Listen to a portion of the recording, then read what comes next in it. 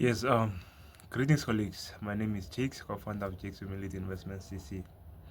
So, colleagues, my topic for today will be on scammers. So, I do believe most of us have listened to the audios that are circulating online, whereby scammers are being recorded in the process of trying to scam people. So, I actually came across, I believe, three different audios, if I'm not mistaken, whereby one scammer is pretending to be a police official, where one is pretending to be an MTC official, and I believe one where sorry, scammer is pretending to be a NAMRA official. So I would like actually to explain, something that I do believe most of the people do not know.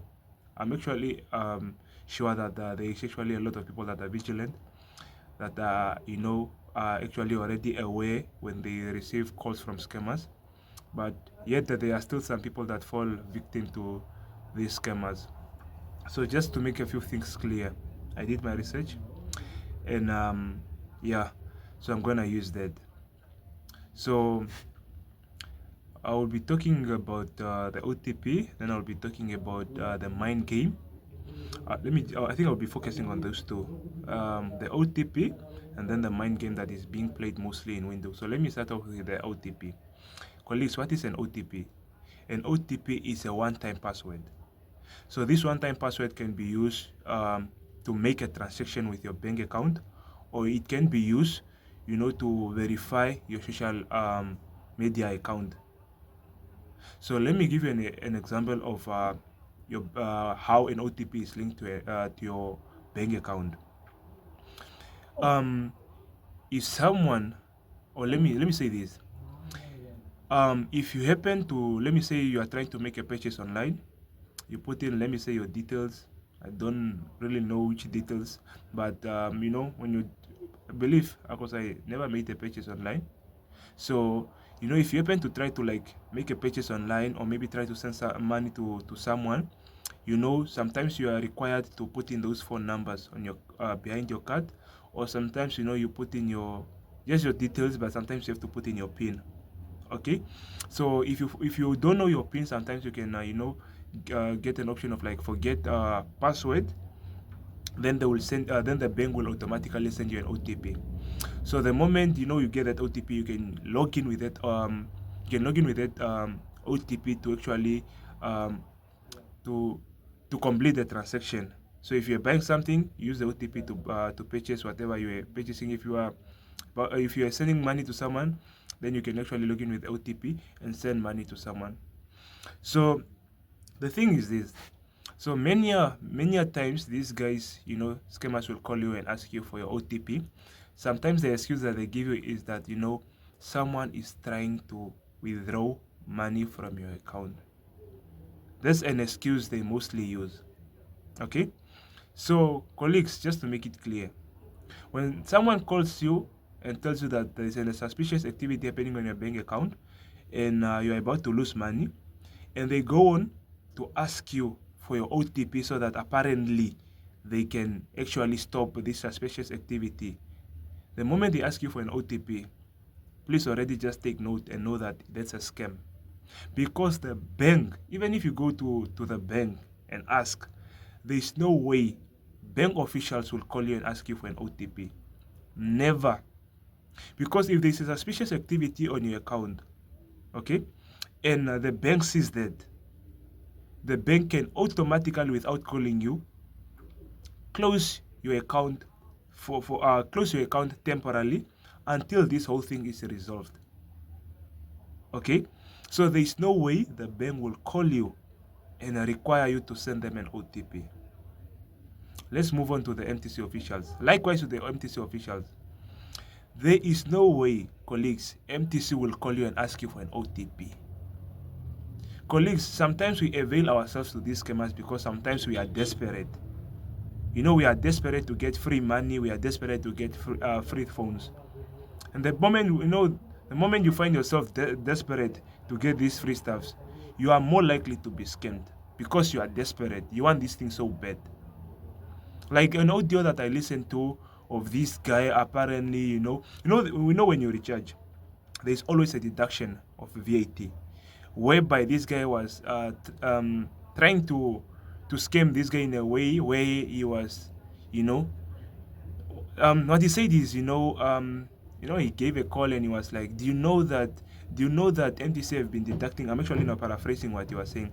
Do you know that MTC have been deducting you money when you recharge? That's actually now the 15% that MTC always charge. MTC always charge for VAT. You know, and he was, telling this guy that that amount of money that actually used to be deducted actually accumulated. I believe he said around 10,000. Okay, so for someone that does not have knowledge and you know that MPC is really deducting you, you might fall victim to this scam. So they go on to the point where sometimes they ask you for your ID number to verify that it's you before they send the money. Then sometimes they ask for the 4 digits on on the back of your bank card. Then they continue to ask for an OTP. So MTC will also never ask you for an OTP. Never will MTC ask you for an OTP. The moment someone calls you and pretend to be an MTC official, and they come to an extent of asking you for an OTP, colleagues, it's a scam. Don't fall for that. Please, even if they are promising you 50,000, please, sometimes you might have your 500 on your account that you are saving. And the moment you give them this OTP, it's gone. Likewise with the NAMRA officials. NAMRA also deals with tax things like, the VAT and all that. There is also no way NAMRA will call an individual and ask them for their OTP. NAMRA won't do that. An OTP, colleagues, is, let me give you an example of what an OTP is. Let me say, for instance, you have 2 million in your save and you have the keys to your save. The moment you give, the moment you give those keys to a stranger and tell them that you have 2 million in your save, you actually already know what the stranger is gonna do. Just imagine giving a stranger the key to your save that has 2 million in it. What will the stranger do? So the moment you give your OTP to anyone that calls you, link that to that. It's more like you giving your safe key to a stranger. So you don't give your OTP to anyone. Sometimes if it's not linked to your bank account, sometimes it's to your social media accounts. When someone is trying to log you out of your account, when someone is trying to scam you off your account. So the moment sometimes you give your OTP, the person uses that OTP to log into your account, and you know what happens after that? They start scamming people that that are following you or that you are actually friends with. So the thing is, the moral of the whole thing is, don't ever give your OTP to anyone. Okay? Let me move on to the mind game that is being played in Windhoek. Colleagues had various, people talking about what actually happened to them, of them like being scammed in, it's actually in I don't know, I don't know the word to use, but in a way where sometimes you won't really realize that you are being scammed. Let me just give you an example. I have a friend that's actually at varsity, and this guy was scammed. Like he was scammed of his iPhone. I don't really know iPhone what it was, but he was just scammed, of his phone. He actually got someone that actually approached him, and he was on a call. It's actually on a real call, and he was pretending to not understand the other person that actually that he was talking to. So he approached my friend, and he was like, he must translate. So when he was translating, the whole thing was like business. So apparently now this guy that that seeked for help, he had a diamond that I believe he was supposed to deliver. And there's most money involved. So this guy that was translating, he will be getting a share. So they go there, it's a whole mind game. Someone has to leave their phone. Sometimes they have to look on your account just to make sure that apparently the person, that's giving their money, they're not being scammed and all that. It's just a mind game. They just organize it in a way where someone will hardly find out that they are being scammed. Okay? So colleagues, just to conclude on this, when someone approaches you and they ask for help, I'm not saying don't help people, but please be very careful. When someone approach you and they require you to move from point A to B, please just avoid that. Avoid that because you are more likely to fall for a scam.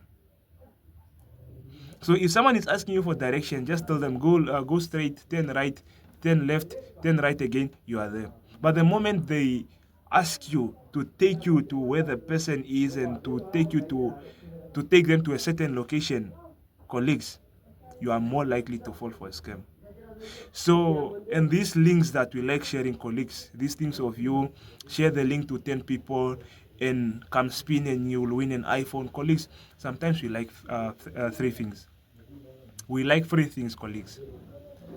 You know, sometimes just also imagine another thing that I've been seeing like online, where the people they're actually people that are pretending to be forex investors. Apparently, you know, deposit a 500 and win 100,000.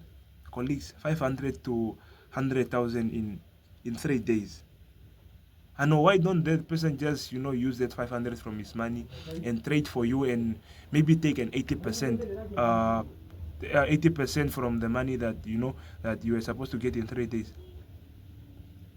So colleagues, let's not be desperate and let's be very careful when, you know, on social media and just in general.